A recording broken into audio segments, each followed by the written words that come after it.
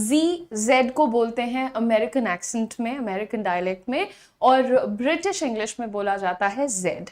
तो यहाँ पर आपको थोड़ी सी इंफॉर्मेशन दे दी है। अब चलते हैं अपने बहुत ही इंपॉर्टेंट सेशन की तरफ। दोस्तों, आज का हमारा टॉपिक है व्हाट इज अ सेंटेंस। बहुत ही सिंपल सा दिखने वाला हमारा टॉपिक है, लेकिन ये टॉपिक अपने अंदर बहुत सारे डिटेल्स लेकर के आता है। तो इस सेशन में आपको सबसे ज्यादा फोकस रखना होगा हमारी बातों को सुनने पर, यानी कि please listen to me very very patiently, carefully.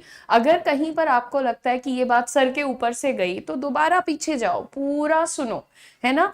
यहाँ पर सबसे पहले मैं आप लोगों को एक चीज सिखाऊंगी। हम जब भी सेंटेंस की बात करते हैं ना, तो सेंटेंस पे डायरेक्ट नहीं पहुंच जाते। देखो यार, अगर लाइफ में तुमको यहां से, 1 सेकेंड,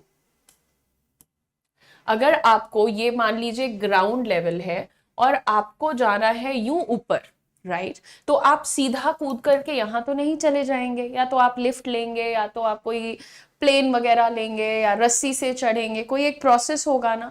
या फिर नॉर्मली इंसान क्या करता है भैया, कि वो इस तरीके से सीढ़ियों का इस्तेमाल करता है और ऊपर पहुंचता है। Correct, right. वैसे ही सेंटेंस तक जाने से पहले हमें कुछ छोटी छोटी बातों को बहुत ध्यान से समझना और सुनना होगा। यहाँ पर सुनना और समझना होगा। सबसे पहले जब मैं आपको बताती हूं कि एक सेंटेंस क्या होता है, सेंटेंस पूरा वाक्य होता है। It is a large group of sentence words, large group of words.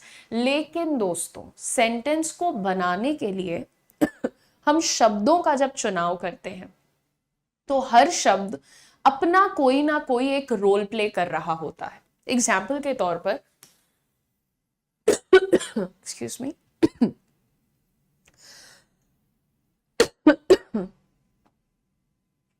I'm so sorry. Okay, moving on. Well, Ram plays cricket. हमने ये एक सेंटेंस एग्जाम्पल के रूप में ले लिया, ठीक है। अब यहां पर आपको दिख रहा है एक वर्ड, दूसरा वर्ड, तीसरा वर्ड, ठीक है। हिंदी में इसी चीज को मैं कहूं, राम क्रिकेट खेलता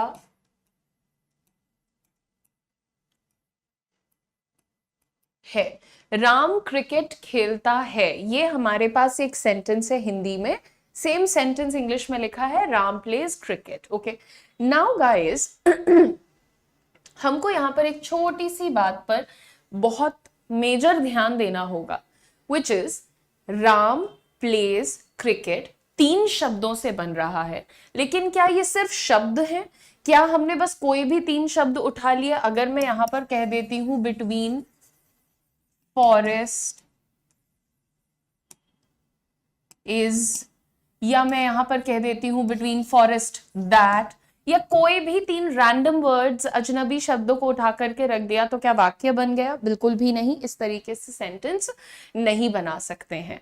हर शब्द जो कि हम वाक्य बनाने के लिए यूज करते हैं, वो एक रोल प्ले कर रहा होता है। राम प्लेज क्रिकेट के अंदर आपको 3 वर्ड्स दिख रहे हैं और ये रोल प्ले कर रहे हैं। सबसे पहले राम रोल प्ले कर रहा है सब्जेक्ट का, ठीक है। प्लेज रोल प्ले कर रहा है वर्ब का, और क्रिकेट रोल प्ले कर रहा है ऑब्जेक्ट का, ठीक है। अब आपको यह पता होना चाहिए कि सब्जेक्ट, वर्ब और ऑब्जेक्ट क्या होता है। जब भी हम किसी चीज को कहते हैं कि ये मेरे वाक्य का सब्जेक्ट है, तो उसका अर्थ क्या होता है? सिंपल सी बात सुनिएगा, कि जब भी आप एक सेंटेंस उठाते हो, या आप सेंटेंस बोलते हो, या आप सेंटेंस लिखते हो, तो उस सेंटेंस के अंदर आप किसी व्यक्ति, किसी वस्तु, किसी कॉन्सेप्ट, किसी आइडिया, किसी स्थान की बात कर रहे होते हो, राइट। तो जिसके भी बारे में आप बात कर रहे हो, जो तुम्हारा टॉपिक है, या तो उसको सब्जेक्ट बोलोगे, या फिर तुम सेंटेंस के अंदर दिखा रहे होते हो कि कोई है जो कि एक एक्शन को कर रहा है। यानी कि अगर तुम यहां बता रहे हो राम प्लेज क्रिकेट, तो तुम किसके बारे में बता रहे हो? राम के बारे में बता रहे हो। तो तुम्हारा टॉपिक कौन हुआ? राम हुआ। इसी सेंटेंस में हमें ये भी दिख रहा है कि राम किसी काम को कर रहे हैं, तो राम क्या काम कर रहे हैं? खेलने का काम कर रहे हैं, पर वो काम कौन कर रहा है? राम कर रहा है। सो ऐसे लोगों को डूअर या कर्ता, जो काम को करता है उसे कर्ता कहते हैं, और अंग्रेजी ग्रामर में उसी को हम सब्जेक्ट कहते हैं। तो आज के बाद आपके सेंटेंस का जो भी टॉपिक है या जो भी कोई आपके सेंटेंस के अंदर एक्शन को परफॉर्म कर रहा है उसे आप सब्जेक्ट के नाम से जानेंगे। उसके बाद आते हैं हमारे सेकेंड वर्ड पे, जो लिखा हुआ है प्लेज, खेलता है। तो ये जितना भी आप इस तरीके का एक्शन बताते हैं कि राम खेलता है, सीता गाती है, श्याम जाता है, मीना आती है, हर चीज में आप देखो कि आप कोई ना कोई एक्शन बता रहे हो। तो आज के बाद आप जब भी कोई भी क्रिया देखोगे एक वाक्य के अंदर, सेंटेंस के अंदर, तो आप उसे बोलोगे वर्ब। वर्ब क्या होता है? वर्ब तो बहुत कुछ होता है, लेकिन इसका एक काम होता है एक्शन को बतलाना, एक्शन को एक्सप्रेस करना। तो ये हो गया आपका verb. Moving on, object. Object के नाम पर अगर हम डिस्कशन करें तो भैया यहां कहना है राम प्लेज क्रिकेट। राम खेलता है, क्या खेलता है भाई? राम तो खेलने वाले हो गए, एक्शन को करने वाला सब्जेक्ट हो गया, परंतु ये एक्शन किसके ऊपर हो रहा है? क्या खेला जा रहा है? किसको खेला जा रहा है? एक्शन जिसके ऊपर होता है उसे इंग्लिश ग्रामर में हम लोग ऑब्जेक्ट कहा करते हैं। Why did I cut it? Sorry. Action जिस भी चीज के ऊपर होता है, व्यक्ति के ऊपर होता है, स्थान के ऊपर होता है, उसे हम लोग ऑब्जेक्ट के नाम से जानते हैं। तो यहां पर हमने सीख लिया अपना ऑब्जेक्ट, जिससे कि आगे से हम रिसीवर ऑफ द एक्शन भी जानेंगे कि जिस पर भी तुम एक्शन कर रहे हो। कुछ एग्जाम्पल्स और ले लेते हैं। फॉर एग्जाम्पल मैंने कहा कि उदिशा teaches English. Okay, students study math. My father works in the field. ये 3 एग्जाम्पल हैं आपके पास। अब आप वीडियो को यहीं पर पॉज भी कर सकते हैं या फिर मेरे साथ सॉल्व कर सकते हैं इन्हें। यहां पर दोस्तों हमें ये देखना है, ये पहचानना है कि हर सेंटेंस में सब्जेक्ट, वर्ब और ऑब्जेक्ट कौन हो रहा है। सबसे पहला सेंटेंस कहता है उदिशा टीचेस इंग्लिश। तो काम को कौन कर रहा है? मेरे सेंटेंस का टॉपिक कौन है? उदिशा है। तो उदिशा मेरे लिए सब्जेक्ट है। ठीक है, वो क्या काम करती हैं? पढ़ाती हैं। तो उदिशा टीचर्स, ये आपका हो गया वर्ब, यानी कि आपका एक्शन, यानी कि क्रिया। और वो क्या पढ़ाती हैं? एक्शन किसके ऊपर होता है? वो अंग्रेजी पढ़ाती हैं। तो यहां पर दोस्तों आपको दिख रहा है आपका ऑब्जेक्ट। ठीक इसी तरीके से नेक्स्ट सेंटेंस में देखते हैं, स्टूडेंट स्टडी मैथ्स। छात्र काम कर रहे हैं, छात्र ही मेरा टॉपिक है, तो मेरा सब्जेक्ट कौन हो गया? स्टूडेंट्स हो गए। उसके बाद हम देखेंगे कि वो काम क्या कर रहे हैं। स्टूडेंट्स क्या काम, एक्शन कर रहे हैं? पढ़ते हैं, पढ़ाई करते हैं। तो यहां पर हमारा वर्ब हो गया स्टडी। और उसके बाद अगर आप देखेंगे तो क्या चीज को वो पढ़ रहे हैं, पढ़ने का काम किस चीज के ऊपर हो रहा है, वो है हमारा ऑब्जेक्ट, यानी कि मैथ। तो हमारा ऑब्जेक्ट है मैथ्स। ठीक है, फिर देखिए my father works in the field. यहां पर दोस्तों कौन है मेरा टॉपिक या फिर मेरा डूअर? मेरे फादर। ठीक है, तो हमारे लिए यहां पर पहला क्लैरिटी क्या हो गया? सब्जेक्ट कौन है? सब्जेक्ट है हमारे फादर। ठीक है, फादर के बाद आप देख सकते हैं कि आपका एक्शन कौन सा हो रहा है? एक्शन हो रहा है वर्क का, काम करते हैं। सो वर्क्स यहां पर आपका वर्ब बन गया, यानी कि क्रिया बन गया। ठीक है, और किसके ऊपर काम हो रहा है? कहां पर काम हो रहा है, फील्ड के ऊपर काम हो रहा है, तो ये फील्ड मेरा ऑब्जेक्ट बन जाएगा। ठीक है, अब हमने क्या किया है, हमने सब्जेक्ट, वर्ब और ऑब्जेक्ट को अच्छे से समझ लिया है। सब्जेक्ट कौन होगा, जो कि आपका टॉपिक या फिर आपके एक्शन को कर रहा होगा। नंबर 2 दोस्तों, वर्ब क्या होता है, क्रिया होती है, एक्शन होता है, किसी भी प्रकार का काम होता है जिसमें मूवमेंट है। ठीक है, ऑब्जेक्ट क्या होता है, जिसके ऊपर आप एक्शन कर रहे हैं या कोई भी एक्शन कर रहा है। नेक्स्ट अगर मैं आपको यहां पर बताऊं तो एक बहुत इंपॉर्टेंट सेगमेंट होता है सेंटेंस के अंदर बेटा। अब जैसे मैंने तुम्हें कहा कि लेट अस से रमेश इज प्लेइंग आउटसाइड। ठीक है, ये एक वाक्य है, रमेश बाहर खेल रहा है, रमेश इज प्लेइंग आउटसाइड। अब नॉर्मली हम लोग देखेंगे, बिना ग्रामर के देखेंगे तो हम कहेंगे हाँ सेंटेंस है, 1 2 3 4 4 शब्दों से बना हुआ सेंटेंस है। फिर तुम्हें याद आएगा नहीं नहीं मैम ने हमें सिखाया था कि डूअर को क्या कहते हैं, सब्जेक्ट कहते हैं। चलो ये सब्जेक्ट हो गया, ये क्या हो गया भैया, एक्शन है, वर्ब हो गया। ये क्या है भैया, बाहर हो रहा है काम, तो इसको हमने कह दिया ऑब्जेक्ट। यहीं पर गलती कर जाओगे, यहीं पर गलती कर जाओगे, क्योंकि बाहर खेल रहा है, बाहर के ऊपर कोई काम नहीं हो रहा है, वो तो सिर्फ एक जानकारी है। सो जब भी तुम्हें इस तरीके की कोई जानकारी मिलती है, वो जानकारी या तो रमेश के बारे में है या तो फिर वो तुम्हारे एक्शन के बारे में है। ध्यान देना, यहां पर आपको ध्यान देना पड़ेगा। क्या कहा मैंने कि कई बार होता है कि हमारे पास ऑब्जेक्ट होता है, कई बार होता है कि रमेश इज प्लेइंग क्रिकेट, किसको खेल रहा है, क्रिकेट को खेल रहा है। लेकिन रमेश इज प्लेइंग आउटसाइड में दोस्तों हम किसी को नहीं खेल रहे हैं, राइट, किसी के ऊपर एक्शन नहीं कर रहे हैं, हम बस खेल रहे हैं, बाहर खेल रहे हैं। करेक्ट, तो यहां पर ये जानकारी हो गई। तो ये जो इस प्रकार की जानकारी होती है, मैंने कहा कि ये जानकारी या तो रमेश के बारे में होगी या तो ये जानकारी तुम्हारी क्रिया के बारे में होगी। अब ये जानकारी किसके बारे में है, रमेश के बारे में तो मुझे पता है कि वह खेल रहा है, और खेलने के बारे में मुझे ये पता है, प्लेइंग के बारे में मुझे ये पता है कि वो बाहर खेल रहा है, आउटसाइड खेल रहा है। तो यहां पर जो ये वाला वर्ड है ना, ये तुम्हारे लिए कॉम्प्लीमेंट कहलाता है। कॉम्प्लीमेंट, एक्स्ट्रा जानकारी, extra information about subject, extra information about subject. Subject की जो एक्स्ट्रा इंफॉर्मेशन होती है उसको हम लोग बोलते हैं कॉम्प्लीमेंट, और ऑब्जेक्ट की जो एक्स्ट्रा इंफॉर्मेशन होती है उसको हम लोग बोलते हैं ऑब्जेक्ट कॉम्प्लीमेंट। ठीक है, ये दो बातें।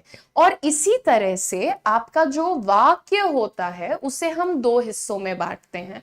पहले हिस्से को नाम दिया जाता है सब्जेक्ट और दूसरे हिस्से को नाम दिया जाता है प्रेडिकेट। तो सबसे पहले यहां पर हम अच्छे से समझेंगे कि सब्जेक्ट क्या होता है। The subject of a sentence is the person, thing or idea that the sentence is about. कौन से व्यक्ति, वस्तु, स्थान के बारे में आप बात कर रहे हैं उसे कहा जाता है आपका सब्जेक्ट। ठीक है, It tells us who or what the sentence is talking about. Subject हमको ये बताता है कि सेंटेंस किसके विषय में बात कर रहा है, हमको ये कौन बताता है, सब्जेक्ट बताता है। अब यहां पर एग्जाम्पल देखो, द कैट इज स्लीपिंग। इस वाक्य में तुम किसके बारे में बात कर रहे हो, तुम बिल्ली के बारे में बात कर रहे हो, तुम स्लीपिंग के बारे में बात नहीं कर रहे हो। The cat is sleeping, Udisha is teaching, you are studying, इन सब में बेटा किसके बारे में बात हो रही है, कैट के बारे में, उदिशा के बारे में, यू के बारे में। तो हमें पता चला कि हमने सब्जेक्ट को पहचान लिया है फटाफट। वे बच्चे खेल रहे हैं। अब इसको भी अगर हम अंग्रेजी में लिख दें कि दोज चिल्ड्रन आर प्लेइंग, तो मेरा सब्जेक्ट कौन है, मेरा सब्जेक्ट है वे बच्चे, वे खेल रहे हैं, रो रहे हैं, गा रहे हैं, उससे मैं क्या लेना देना, मेरे को तो अभी सब्जेक्ट पहचानना है। तो मैं किसको पहचान रही हूँ, सब्जेक्ट, दोज चिल्ड्रन को पहचान रही हूं एज माय सब्जेक्ट। क्लियर है? ठीक है, अब यहां पर इसी तरीके से आप सबसे पहले सीख जाइए कि सब्जेक्ट को हम फटाफट पहचान लिया करेंगे। जिसके भी विषय में आप बात कर रहे हैं, चाहे वो व्यक्ति है, वस्तु है, स्थान है, कोई आइडिया है, कोई बिलीफ है, तो उसको आप क्या कहेंगे, सब्जेक्ट कहा करेंगे। लेकिन भाई इसके बाद आता है एक बड़ा टॉपिक जिसे हम जानते हैं प्रेडिकेट के नाम से। प्रेडिकेट क्या होता है? देखो, प्रेडिकेट को अगर मैं सिर्फ ये कहूंगी कि वर्ब होता है तो वो गलत हो जाएगा।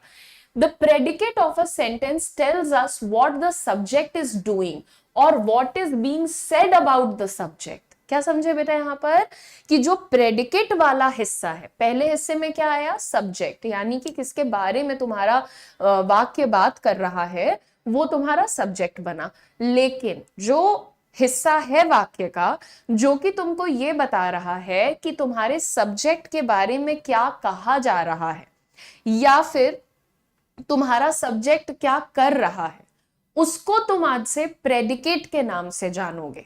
ठीक है, मैं आप लोगों को सब्जेक्ट, प्रेडिकेट के और इस पूरे टॉपिक का एक प्रैक्टिस शीट भी प्रोवाइड करवाऊंगी।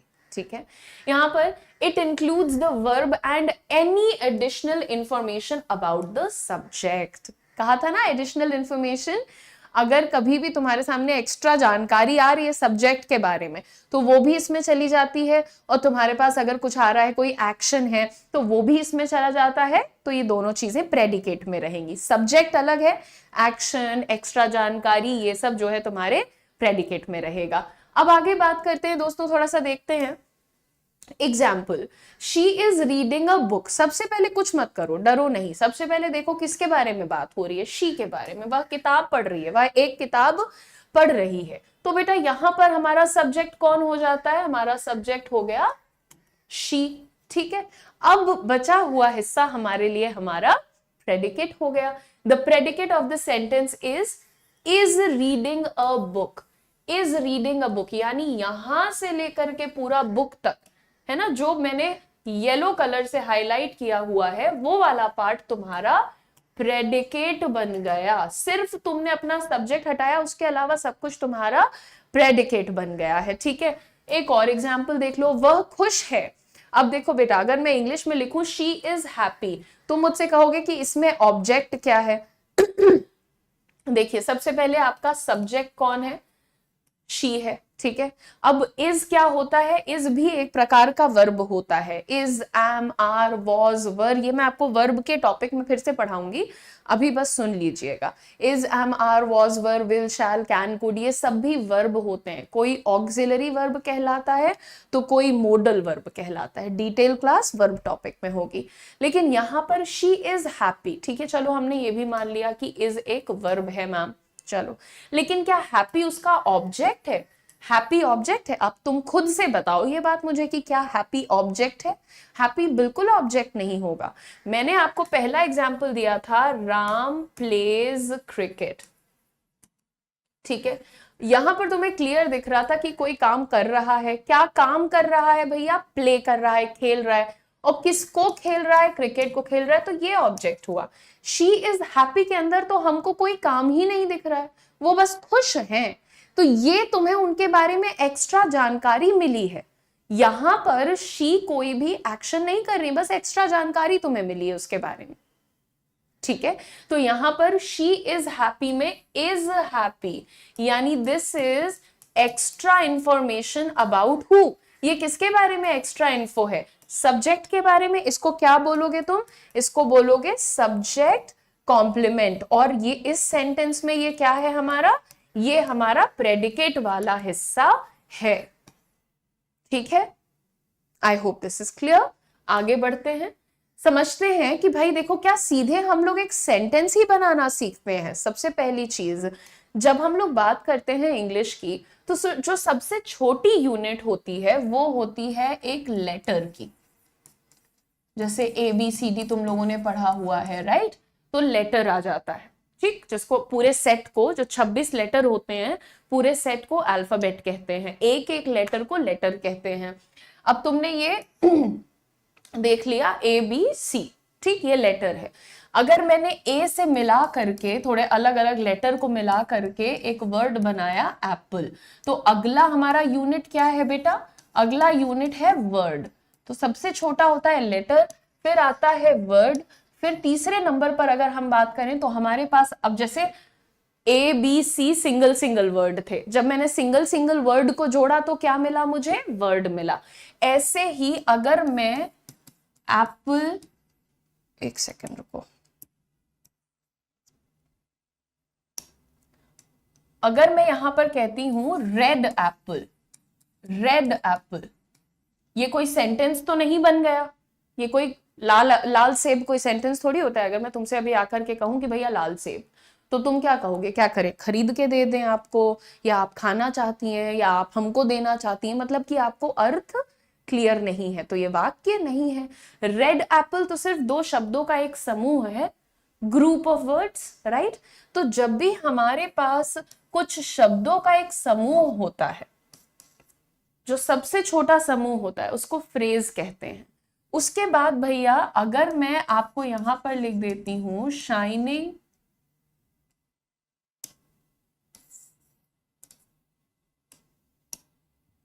या ऐसे लिखो red apple if eaten, red apple if eaten, इसमें आपको वर्ब भी दिख रहा है और नाउन भी दिख रहा है। नाउन क्यों है ये चीज, क्योंकि ये किसी का नाम है। लाल सेब तो किसी चीज का नाम है ना, किसी वस्तु का नाम है। तुमको यहां पर दिख रहा है लाल सेब और तुमको यहां पर दिख रहा है वर्ब, करेक्ट। इस बात को लिखो और अभी याद रखना, आगे काम आएगी।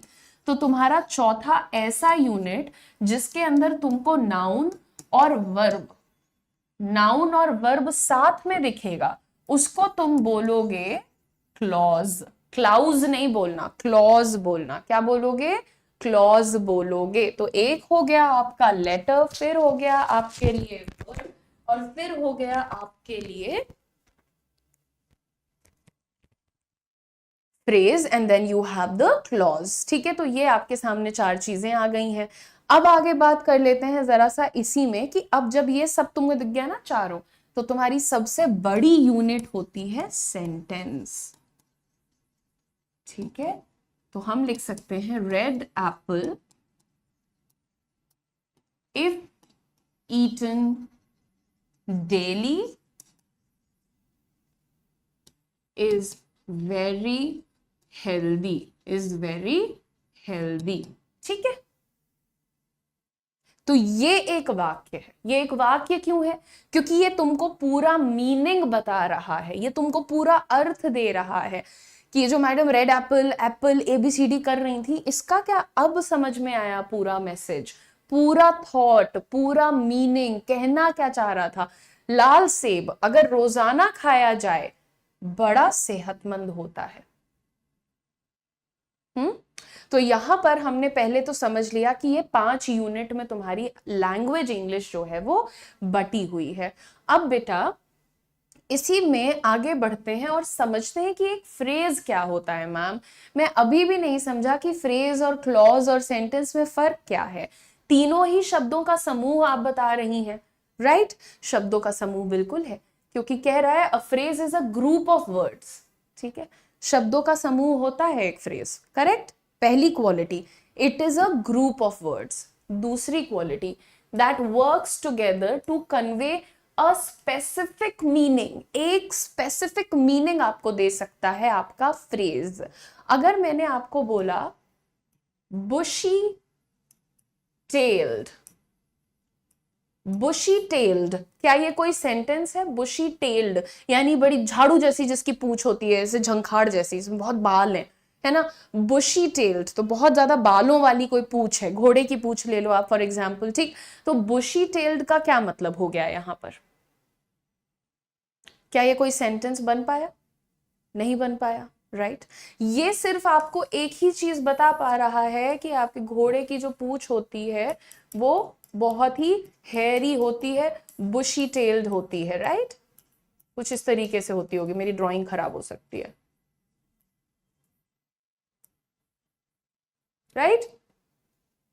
तो बुशी टेल्ड ये दो चीजें। अब अगर मैंने यहीं पर लिख दिया लविंग मदर, लविंग मदर, यार ये जो दोनों वर्ड्स हैं ये मिला करके किसी एक जने की बात करते हैं। फ्रेज की सबसे बड़ी क्वालिटी होती है कि ये 2 शब्द हो सकते हैं, 3 हो सकते हैं, 4 हो सकते हैं।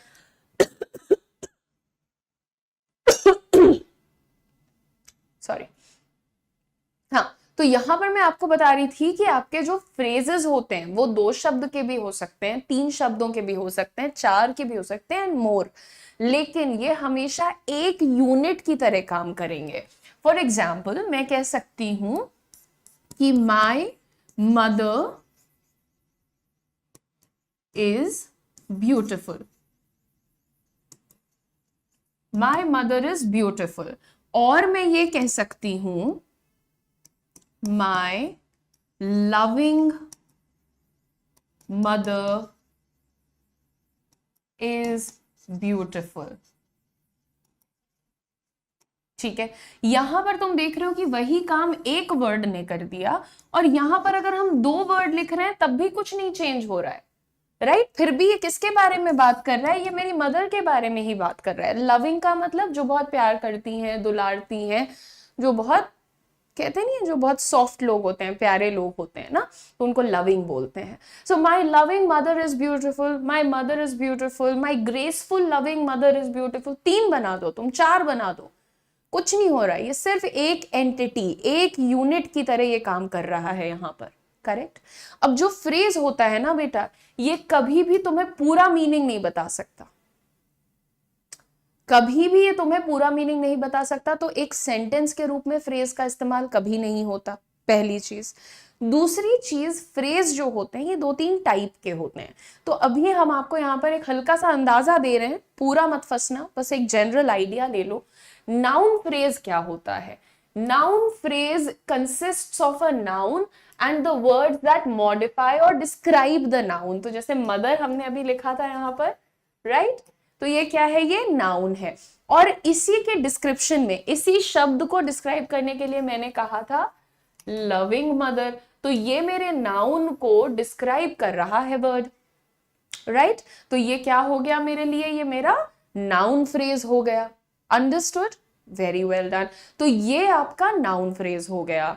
Beautiful colour, loving mother, dark colour, shining clock, pure clothes, etcetera. तो जब भी तुम्हारे पास एक नाउन है और उसी को डिस्क्राइब करता हुआ एक वर्ड है, वो सेंटेंस नहीं बन गया, वो एक फ्रेज है। और किस प्रकार का फ्रेज है? वो नाउन फ्रेज है। नेक्स्ट अगर हम लोग देखेंगे, एग्जाम्पल ले लेते हैं, एक लाल फूल, 1 रेड फ्लावर। फ्लावर मेरा नाउन है और ये 2 के दोनों वर्ड्स इसको डिस्क्राइब कर रहे हैं। तो ये क्या है बेटा? ये एक फ्रेज है, ये कोई सेंटेंस नहीं है। टॉल डार्क हैंडसम, ये कोई सेंटेंस नहीं है। ये तीनों क्या है? ये तीनों एडजेक्टिव है, फ्रेज है। Tall dark handsome boy, boy noun है, टॉल डार्क हैंडसम उसको डिस्क्राइब कर रहे हैं। तो इसी प्रकार से हमारे पास एक और एग्जांपल, अ ब्यूटीफुल सनसेट। क्या ये सेंटेंस है? नॉर्मली हम लोग देखते हैं तो ऐसी चीजों को सेंटेंस बोल देते हैं, वहां सेंटेंस लिखा है, वो सेंटेंस नहीं है, ये भी एक फ्रेज है। सनसेट तुम्हारा नाउन है, ये भी किसी चीज का नाम है, और इसी को डिस्क्राइब कर रहे हैं ये दोनों words, a beautiful sunset. In this phrase a is the article, beautiful is the adjective and sunset is the noun. Sunset तुम्हारा नाउन है, ये दोनों उसको डिस्क्राइब कर रहे हैं।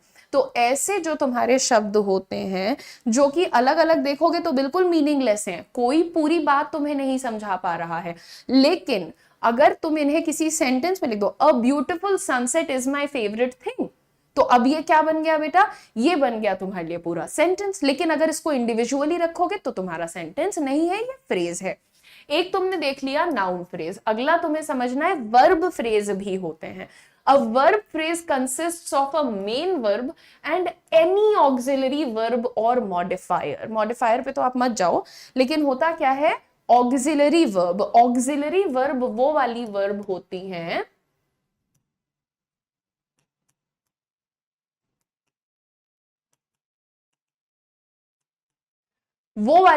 होती हैं जो कि टाइम बताती हैं, ठीक है? जैसे अगर मैंने कहा is, तो इसका अर्थ हुआ है। अगर मैंने कहा was, तो इसका अर्थ हो गया था। अगर मैंने कहा will, तो इसका अर्थ हो गया होगा। तो ये जो है ना, थोड़ा सा टाइम बताने में हेल्प करती हैं। यहाँ कुछ है मेरे आसपास। बहरहाल इसको क्लियर करते हैं। और देखते हैं नेक्स्ट एग्जाम्पल, बच्चे खेल रहे हैं। तो देखो बच्चे तो क्या हो गया, नाउन हो गया तुम्हारा। अब चिल्ड्रन आर प्लेइंग, इसी का ट्रांसलेशन लिखा ना, ध्यान से देखना, खेल रहे हैं। जहां भी जिस हिस्से में तुम्हें दिख रहा है एक मेन वर्ब क्या बताया था मैंने आप लोगों को, एक्शन वर्ड को बोलते हैं। जो भी शब्द तुम्हें एक्शन दिखाएगा उसको मेन वर्ब बोलोगे। सो जब भी तुम्हें दिखेगा मेन वर्ब और उसके साथ कोई ऑक्सिलरी वर्ब, वो तुम्हारा वर्ब फ्रेज हो जाएगा। तो यहां पर क्या है हमारा वर्ब फ्रेज, आर प्लेइंग हमारा वर्ब फ्रेज हो गया। नेक्स्ट हम लोग देख लेते हैं एक और एग्जाम्पल यहाँ पर, ही विल बी स्टडिंग। तो ये तो तुम्हारा सब्जेक्ट हो गया, इसको हटा दो। लेकिन बेटा फिर तुम्हें दिख रहा है विल बी के साथ मेन वर्ब स्टडिंग। तो विल बी स्टडिंग क्या हुआ, वर्ब फ्रेज हुआ। विल बी स्टडिंग अगर मैं खाली लिख दूं यहाँ पर, सिर्फ मैंने तुमसे कहा विल बी स्टडिंग, मैंने इसके आगे कोई नाउन प्रोनाउन कुछ नहीं लगाया, मैंने तुमसे कहा कि हेलो बेटा will be studying. Will be studying का कोई अर्थ नहीं हुआ, ये सिर्फ 3 शब्दों को जोड़ करके बना दिया गया है। ऐसी चीजों को ही हम लोग फ्रेज कहते हैं। फ्रेज के अंदर या तो एक नाउन हो सकता है, मैं सिर्फ इतने की बात कर रही हूं, सिर्फ इतने की, इसके अंदर एक टाइम पर या तो नाउन हो सकता है या तो वर्ब हो सकता है, दोनों साथ में कभी नहीं आ सकते, क्योंकि दोनों साथ में कहां पर मिलते हैं, क्लॉज में मिलते हैं। तो विल बी स्टडीइंग के अंदर अगर आप देखिए तो आपको सिर्फ वर्ब दिख रहा है, इन तीनों में से कोई भी शब्द नाउन नहीं है। जो नाउन था वो हमने हटा दिया क्योंकि वो पूरे सेंटेंस का हिस्सा है। ठीक है, नेक्स्ट देखते हैं यहां पर, प्रेपोजिशन फ्रेज भी होता है। प्रेपोजिशन फ्रेज क्या कहलाता है हिंदी में, पूरक वाचक वाक्यांश। ये वाक्यांश क्यों कहलाते हैं, क्योंकि ये वाक्य का अंश है, वाक्य नहीं है, ये सिर्फ एक सिंगल यूनिट होते हैं। ठीक है, यहां पर देखते हैं, a prepositional phrase begins with a preposition, ends with a noun और प्रोनाउन। ये शुरू एक प्रेपोजिशन से होते हैं, in, on, at, under, above, beyond, before, etcetera, लेकिन ये खत्म किसी नाउन या प्रोनाउन पर होते हैं। एग्जाम्पल देखो दोस्तों, घर में, इन द हाउस, ये एक फ्रेज है, ये पूरा एक फ्रेज है। शुरू किससे हुआ, इन से, वो एक प्रेपोजिशन है। खत्म किस पे हुआ, एक नाउन पे। In the house, above the bed, below the bed, on the bed. इस तरीके से आपको दिखता है कि शुरू अगर कोई भी शब्दों का समूह यदि शुरू किसी प्रेपोजिशन से और खत्म किसी भी नाउन या प्रोनाउन पर हो रहा है तो उसे आप कहते हैं प्रेपोजिशनल फ्रेज। एक और एग्जांपल ले लेते हैं, अरे बाप रे, on the table. On the table में आप देख सकते हैं कि शुरू किससे हो रहा है, ऑन से, खत्म किससे हो रहा है, टेबल पे, जो कि एक नाउन है। तो ऑन द टेबल पे आपको दिख गया ये एक और आपका प्रेपोजिशनल फ्रेज। आपने अभी पढ़े हैं 3 फ्रेजेस, नाउन, वर्ब और प्रेपोजिशनल। मैं आपको एडजेक्टिव और एडवर्ब भी पढ़ाऊंगी, पर ये सब चीजें धीरे धीरे काम में आएंगी। डे 1 आपको कुछ काम में नहीं आने लगेगा, पर अगर आप चीजों को समझ जाओगे तो आपको बाद में अंग्रेजी के किसी भी ऐसे, कभी कभी टीचर बोल देता है अरे वो छोड़ो, वो तो प्रेपोजिशनल फ्रेज है, तुमको नहीं समझ में आएगा। क्यों नहीं समझ में आएगा, ये तो टीचर की जिम्मेदारी है कि वो आपको समझाए। तो आप हर बात को बिल्कुल गांठ बांध करके रखिए, सुनिए, कहीं ना कहीं आगे जाकर के जरूर आपको काम में आ जाएगा। ठीक है, अब देखते हैं बेटा क्लॉज क्या होता है। क्लॉज भी तो मैम आपने बताया था शब्दों का समूह होता है, बिल्कुल होता है। जैसे तुमने देखा ऑन द टेबल, ये तुम्हारा एक फ्रेज है, इसके अंदर तुम्हें नाउन दिख रहा है। अगर मैंने तुम्हें यहां पर दोबारा एग्जांपल दिया विल बी स्टडीइंग, तो इसके अंदर तुम्हें दिख रहा है एक वर्ब। ठीक है, वर्ब दिख गया है, लेकिन क्या इन दोनों में से साथ में कहीं भी वर्ब और नाउन दिख रहे हैं, साथ में एक के अंदर तुम्हें वर्ब और नाउन साथ में दिख रहा है, नहीं दिख रहा है ना। वो वाला कॉम्बिनेशन जिसमें या तो एक नाउन होगा या तो एक वर्ब होगा, उसे हम लोग कहते हैं अपना फ्रेज। लेकिन शब्दों का एक ऐसा समूह, अ group of words that contains a subject and a predicate, जिसके अंदर सब्जेक्ट और प्रेडिकेट दोनों होते हैं, और वो कभी कभी एक सेंटेंस का भी काम कर सकता है या फिर सेंटेंस का हिस्सा बन सकता है, उसे हम कहते हैं क्लॉज। देखिए अब क्या है यहां पर हमने आपसे कहा राम, या अब दूसरा एग्जांपल ले लें क्या, जैसे आनंद लाइक्स मैथ्री। ठीक है, आनंद लाइक्स मैत्री। अब हमने आपको क्या कहा भैया, इसके अंदर सब्जेक्ट भी होगा और प्रेडिकेट भी होगा, यानी कि सब्जेक्ट भी है और तुम्हें वर्ब भी दिख गया है। तो जब सब्जेक्ट और वर्ब का शब्दों का समूह दिखेगा तो उसे तुम क्लॉज बोलोगे। और क्या बेटा ये एक सेंटेंस का काम नहीं कर रहा है? क्या ये तुम्हें पूरा अर्थ नहीं समझा रहा है? आनंद लाइक्स मैत्री, आनंद मैत्री को पसंद करता है, तो ये एक पूरा मीनिंग तुम्हें समझा रहा है, ये एक सेंटेंस का भी काम कर रहा है। लेकिन अगर यहीं पर मैं लिख देती हूं इफ आनंद लाइक्स मैत्री, ठीक है, क्या अब ये सेंटेंस बचा? देखो यहां पर अभी भी सब्जेक्ट है, अभी भी वर्ब है, राइट? सब्जेक्ट और वर्ब दोनों दिख रहे हैं, पर अब ये कंप्लीट सेंटेंस नहीं है, क्योंकि अब तुमसे ये कह रहा है अगर आनंद मैत्री को पसंद करता है तो क्या क्या बात पूरी हो गई? बात पूरी नहीं हुई है, ये अधूरी बात है। और जब तक कि तुम्हारी बात अधूरी रहेगी तुम उसको कभी भी सेंटेंस नहीं कहोगे, ठीक है? तो फ्रेज तो बिल्कुल सेंटेंस नहीं हो सकता, क्लॉज कभी कभी सेंटेंस हो सकता है और कभी कभी सेंटेंस नहीं भी हो सकता है, ठीक है? आगे देखते हैं दोस्तों, यहां पर इंडिपेंडेंट क्लॉज। इंडिपेंडेंट क्लॉज के दो टाइप्स होते हैं, एक होता है इंडिपेंडेंट और एक होता है डिपेंडेंट, ठीक है? इंडिपेंडेंट क्या होता है? इंडिपेंडेंट शब्द से ही आपको समझ में आ जाता है आत्मनिर्भरता, स्वतंत्रता, यानी कि आप या कोई भी ऐसी चीज जिसको हम इंडिपेंडेंट कहते हैं वो किसी पर निर्भर नहीं करता, करेक्ट? एग्जाम्पल देखो, I will go to market, I will go to market, ये अपने आप में कंप्लीट क्लॉज है, राइट? सब्जेक्ट भी दिख रहा है, वर्ब भी दिख रहा है, राइट? और बात भी पूरी कर रहा है, I will go to market. लेकिन अगर अगर अगर मैं यहां पर आपको बताना चाहूंगी, इसको इंडिपेंडेंट क्लॉज इसलिए ही कहा जाता है क्योंकि इसको किसी की मदद की जरूरत नहीं है, ये अपनी बात पूरी कर ले रहा है। I will go to market इसने खुद कंप्लीट कर दिया, इसको किसी की मदद की जरूरत ही नहीं है, ठीक है?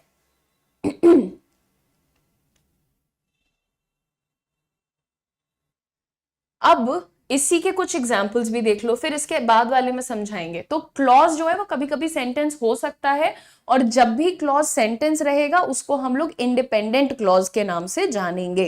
वह खेल रहा है, ही इज प्लेइंग, कंप्लीट है, कोई दिक्कत है, किसी की जरूरत है पूरा होने के लिए? बिल्कुल भी नहीं, ही इज प्लेइंग अपने आप में पूरा है, ये क्या हुआ?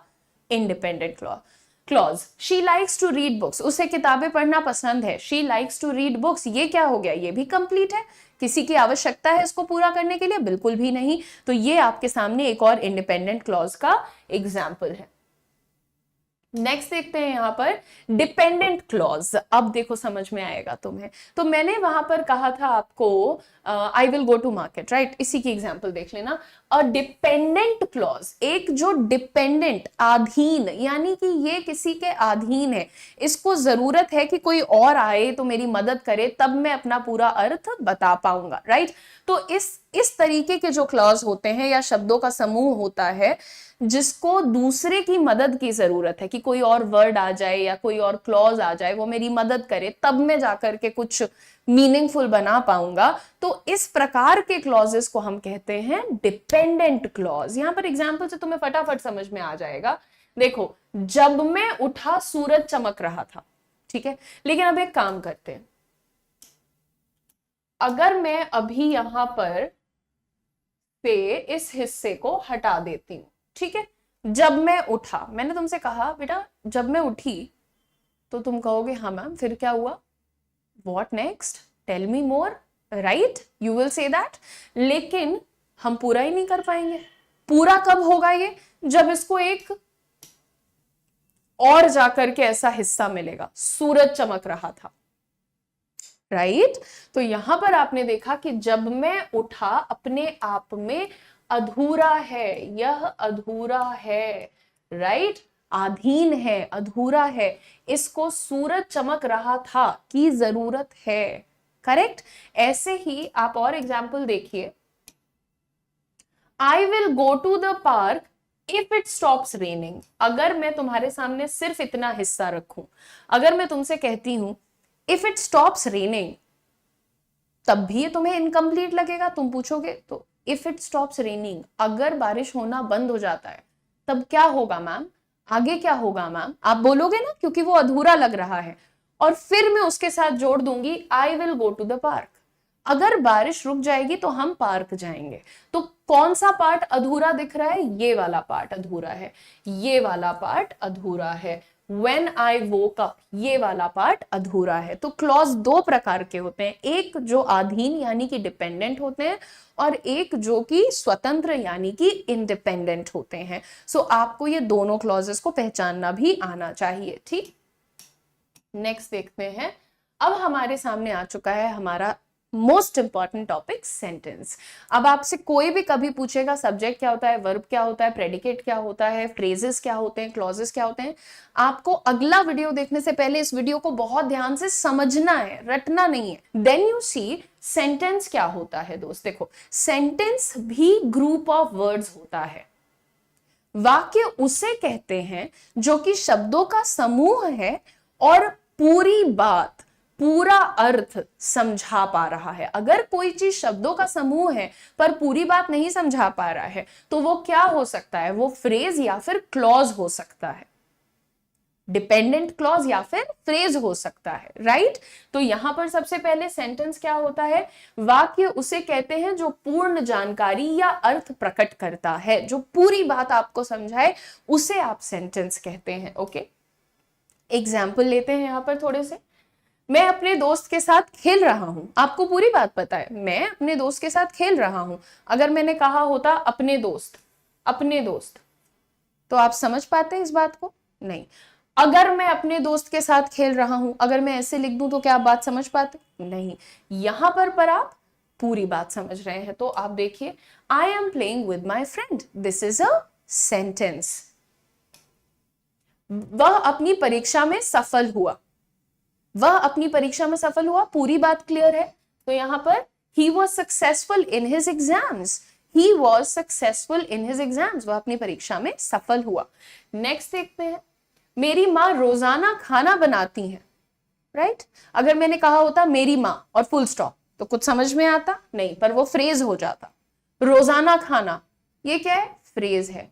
रोजाना खाना बनाती है पर इंडिपेंडेंट, सॉरी डिपेंडेंट क्लॉज हो जाता, पर ये पूरा है। पूरा है को आप देखिए कैसे, my mother cooks food every day, मेरी माँ रोजाना खाना बनाती हैं। So my mother cooks food every day, ये आपके सामने आपका कंप्लीट सेंटेंस आ जाता है। आगे देखते हैं दोस्तों, फ्रेज क्या होता है, एग्जाम्पल दे देती हूं आपको ताकि आप भूले नहीं। खुशी से हंसना, ये एक फ्रेज हुआ भाई, इसका कोई और मीनिंग है क्या? आपको कोई भी यहां पर वाक्य का अर्थ समझ में आया? अगर मैं कहती हूं आपसे आकर के, मैंने अचानक से कहा खुशी से हंसना, तो आप इंस्ट्रक्शन भी नहीं समझ पाओगे। यहां तो आप कहोगे क्या होता है खुशी से हंसना, या आप क्यों बोल रही हैं खुशी से हंसना, क्योंकि फ्रेज मीनिंगलेस होता है। फ्रेज कभी भी अपने आप में पूरा अर्थ प्रकट नहीं कर सकता। फ्रेज हमेशा सिंगल यूनिट का काम करता है। खुशी से हंसना उसकी आदत है, ज्यादा बोलना उसकी आदत है। ये देखो कैसा, क्या उसकी आदत है, एक यूनिट ज्यादा बोलना, क्या उसकी आदत है, एक यूनिट खुशी से हंसना। तो यहां पर आपने देखा एक phrase, to laugh with joy, ये एक फ्रेज है, this is a phrase. To laugh with joy, इसको आप नहीं बोल सकते हैं कोई भी क्लॉज, कोई भी सेंटेंस। यहां पर आप देखें, आपको एक नाउन दिख रहा है बट उसके अलावा कुछ भी नहीं दिख रहा है। सो ये हो गया आपका फ्रेज। क्लॉज, जब मैं वापस आया बारिश हो रही थी। इंडिपेंडेंट और डिपेंडेंट पहचानो, जब मैं वापस आया, अगर मैं सिर्फ इतना कहूंगी तो आप कहेंगे मीनिंगलेस है, तो ये क्या हो गया, अधीन, डिपेंडेंट हो गया। और ये क्या हो गया, बारिश हो रही थी, तो ये बिल्कुल कंप्लीट है, यानी कि इंडिपेंडेंट है। ठीक है, इंडिपेंडेंट हो गया। उसके बाद when I came back it was raining, when I came back, जब मैं वापस आया बारिश हो रही थी, तो when I came back it was raining, पूरा हो गया। अभी अगर अलग अलग देखोगे तो इंडिपेंडेंट और डिपेंडेंट दिखेगा। मैं अपने दोस्त से मिला, ये बात अपने आप में बिल्कुल पूरी है, इसमें कुछ भी अधूरापन नहीं है। आई मेट माई फ्रेंड, तो इतनी सी बात समझाने के लिए मैंने आपको बताया है subject, verb, object, subject, predicate, मैंने आपको बताए हैं फ्रेजेस, मैंने आपको बताए हैं क्लॉजेस, और मैंने आपको बताया है कि सेंटेंस क्या होता है। पहले आप अंग्रेजी की सभी यूनिट्स को पहचानना शुरू करिए। सो बहुत बहुत धन्यवाद, मिलते हैं आपके अगले सेशन में। God bless you.